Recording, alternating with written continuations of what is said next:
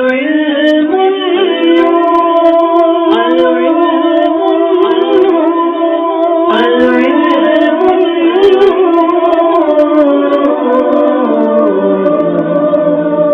علم ایک نور ہے جسے اللہ عز و جل بندے کے دل میں ڈال دیتا ہے. علم نور ہے، علم نور ہے، علم نور ہے، علم نور ہے.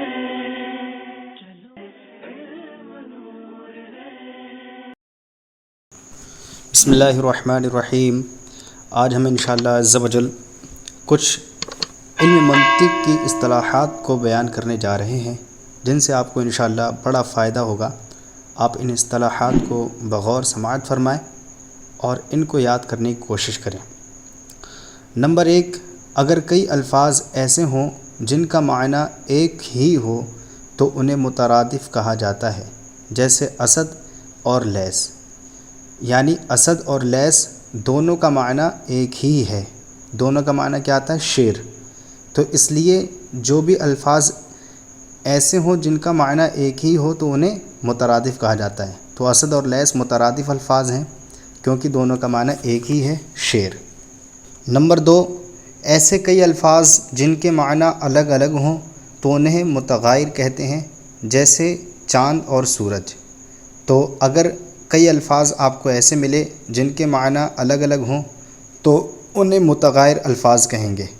چاند کا الگ مطلب ہے اور سورج کا الگ مطلب ہے، اس لیے یہ دونوں الفاظ جو ہیں متغائر ہیں. نمبر 3، ایو شین اور ما ہوا میں فرق کیا ہے؟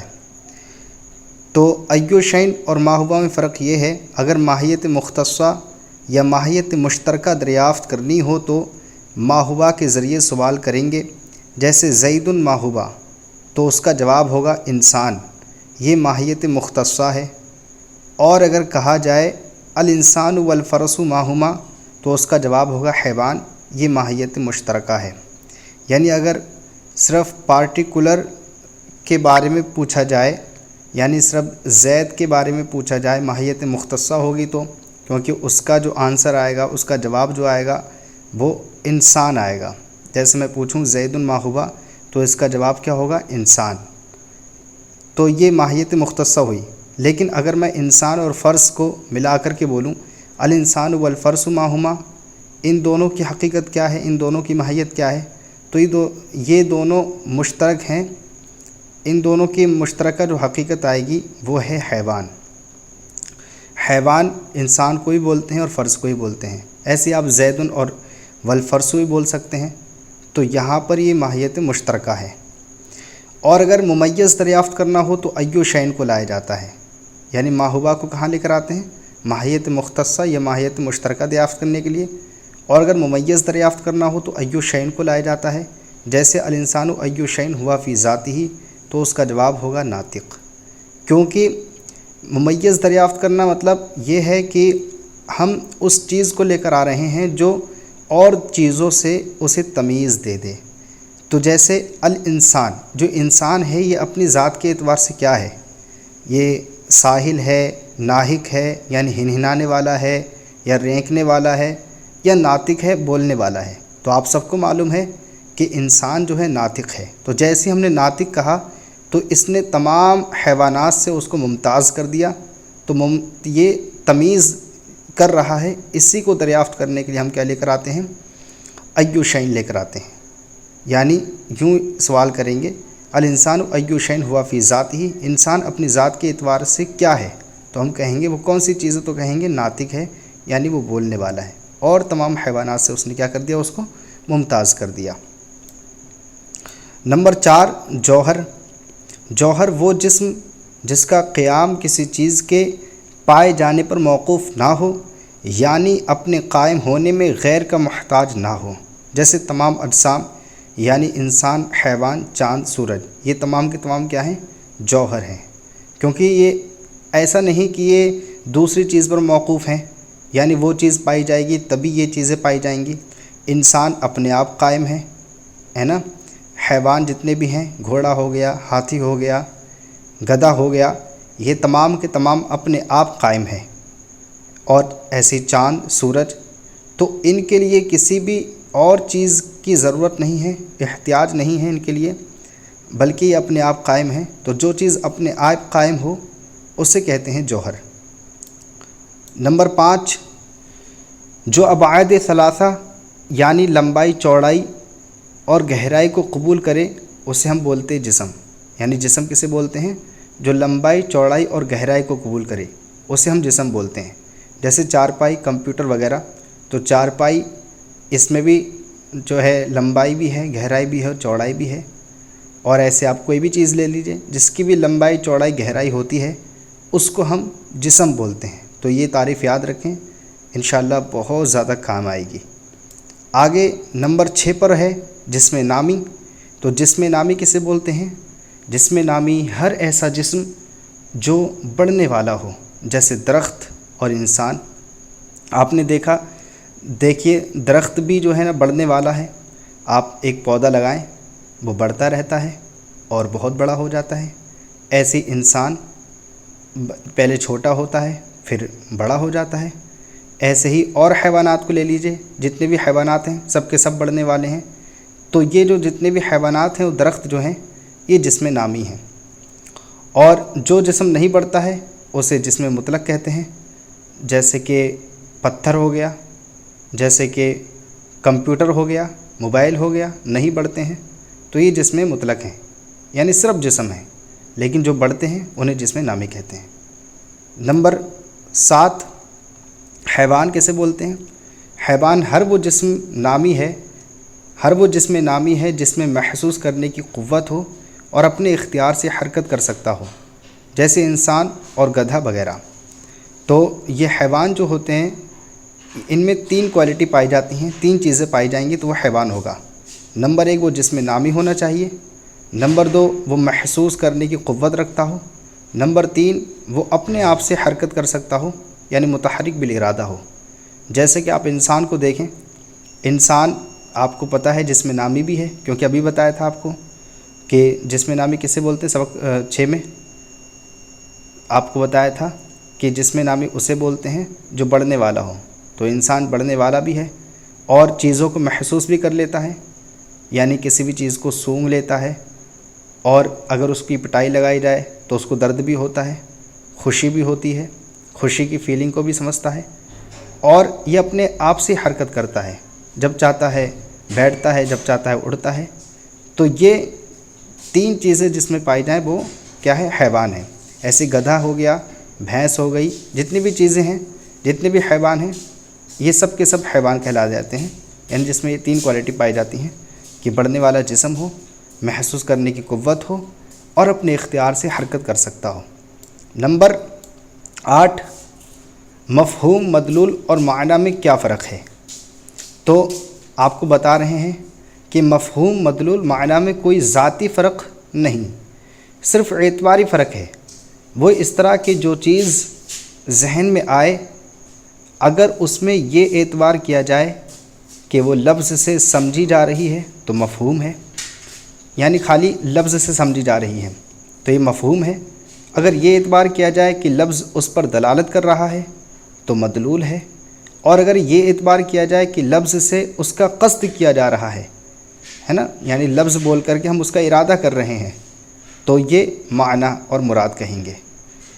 آگے نمبر 9 پہ حقیقت و ماہیت کے بارے میں بتایا گیا ہے۔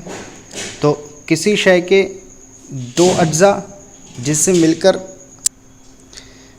سے مل کر کوئی چیز بنے، اور اگر ان میں سے کوئی ایک جز بھی نہ پایا جائے تو شے بھی نہ پائی جائے، تو اسے کہتے ہیں حقیقت و ماہیت، یعنی اس چیز کی اصل۔ جیسے آپ چائے کو دیکھیے، چائے میں 3 کوالٹی پائی جاتی ہیں۔ نمبر 1، اس کے دودھ ہوتا ہے، اس کے لیے پتی ہوتی ہے، اس کے لیے چینی ہوتی ہے۔ اگر ان میں سے کوئی ایک چیز بھی نہ پائی جائے تو اس کو ہم چائے نہیں کہتے ہیں، ہے نا۔ ایسے بریانی میں جو چیزیں اس کے لیے ضرورت پڑتی ہے، جیسے کہ گوشت ہو گیا اور چاول ہو گئے اور مسالے ہو گئے، اگر ان میں سے کوئی ایک بھی چیز نہ پائی جائے تو ہم کیا کہیں گے؟ یہ بریانی نہیں ہے۔ تو حقیقت و ماہیت اس کو کہتے ہیں کہ کسی شے کے دو اجزاء جن سے مل کر کوئی چیز بنے اور اگر ان میں سے کوئی ایک جز بھی نہ پایا جائے تو شے بھی نہ پائی جائے.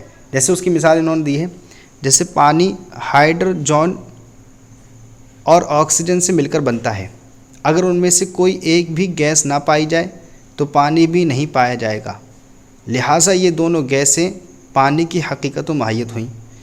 اسی طرح روٹی کے ٹکڑے اور شوربہ یہ دونوں سرید کی حقیقت ہیں، اگر ان دونوں میں سے کوئی ایک بھی نہ پایا جائے تو سرید بھی نہیں پایا جائے گا.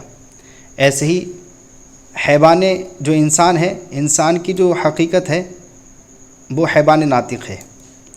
اگر حیوان ناطق نہ پایا جائے تو انسان کا یہ وجود نہیں ہوگا. انسان کے لیے دو چیزیں، دو پارٹ ضروری ہیں. نمبر ایک حیوان کا ہونا کہ وہ حیوان ہو، اور نمبر دو ناطق بھی ہو، کیونکہ اگر آپ نے حیوان کے ساتھ ناحق کو جوڑ دیا تب تو وہ گدھا ہو جائے گا. تو پھر پتہ چلا کہ انسان کے لیے دو چیزیں ضروری ہیں. ہمیشہ جب بھی انسان پایا جائے گا تو وہ دو چیزیں اس کی ضروری ہیں، حیوان اور ناطق، اور یہی پھر اس کی حقیقت و ماہیت ہے، یعنی یہی اس کی اصل ہے.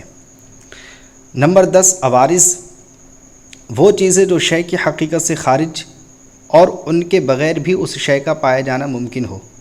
جیسے کالا، گورا، موٹا، چھوٹا ہونا انسان کے لیے عوارض ہیں. تو اگر ایسا نہیں ہے کہ کالا نہیں ہوگا تو انسان نہیں ہوگا، گورا نہیں ہوگا تو انسان نہیں ہوگا، ہے نا، موٹا نہیں ہوگا تو انسان نہیں ہوگا، بلکہ یہ سب کے سب عوارض ہیں. بلکہ جو انسان ہے اس کے لیے تو دو چیزیں صرف ضروری ہیں، حیوان ہونا اور ناطق ہونا. باقی جتنی بھی چیزیں اس کے علاوہ ہوں گی سب کے سب انسان کے لیے عوارض ہوں گی. ایسی اور بھی چیزیں آپ لے لیں. بریانی کے لیے رنگ کا ہونا ضروری نہیں ہے نا، اس کے لیے گوشت وغیرہ کا ہونا اور چاول کا ہونا ضروری ہے. تو اس لیے یہ رنگ جو ہے بریانی کا، یہ کیا ہو گیا، اس کو ہم بولیں گے عوارض میں سے، یہ عارض ہیں. نمبر 11 تشخص، اس سے مراد وہ عوارض ہیں جن کے ذریعے ایک ہی حقیقت کے افراد کے درمیان فرق کیا جا سکے. جیسے موٹا، چھوٹا، لمبا ہونا وغیرہ، اس کے ذریعے انسان کے افراد مثلا زید، عمر وغیرہ میں فرق کیا جاتا ہے. یعنی اس طریقے سے فرق کرتے ہیں کہ چھوٹا یا لمبا ہونا، چھوٹا ہونا یہ چھوٹا ہے، یہ لمبا ہے، زید مثال کے طور پر چھوٹا ہے، عمر لمبا ہے. تو اس طریقے سے ہم جو دوسروں میں فرق کرتے ہیں تو ایک ہی حقیقت کے افراد ہیں، کیونکہ یہ تمام کے تمام انسان کے افراد ہیں. اور انسان کے افرادوں کے درمیان ہم فرق کس طریقے سے کرتے ہیں، چھوٹا ہونا، لمبا ہونا. تو چھوٹا ہونا اور لمبا ہونا کے ذریعے جو ہم فرق کر رہے ہیں، تو چھوٹا ہونا، لمبا ہونا یہ کیا ہے، ایک تشخص ہے. اس کو ہم بولتے ہیں تشخص. نمبر 12 شخص، حقیقت اور تشخص، یعنی جس سے شے کا امتیاز ہو کہ مجموعے کو شخص کہا جاتا ہے. جیسے ذات زید کی اس کی حقیقت حیوان ناطق اور اس کا تشخص چھوٹا یا لمبا ہونا ہے، اور ان دونوں کے مجموعے ذات زید کا نام شخص ہے. تو شخص ہمیں پتہ چلا کہ دو چیزوں سے مل کر بنے گا ہمیشہ.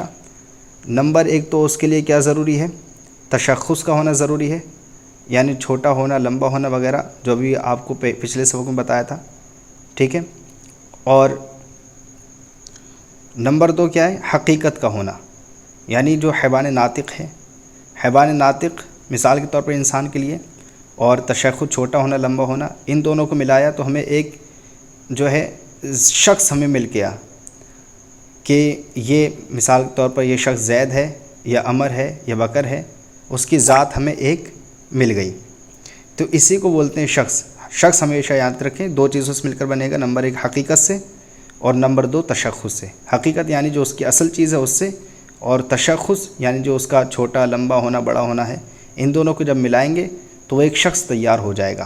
اسی کو بولتے ہیں شخص. امید ہے کہ آپ کو یہ ہمارا سلسلہ اچھا لگا ہوگا. اگر اچھا لگا ہو تو لائک، سبسکرائب کیجیے ہمارے، اور کمنٹ باکس میں بتائیں کہ آپ کو یہ سلسلہ کیسا لگا. السلام علیکم ورحمۃ اللہ وبرکاتہ.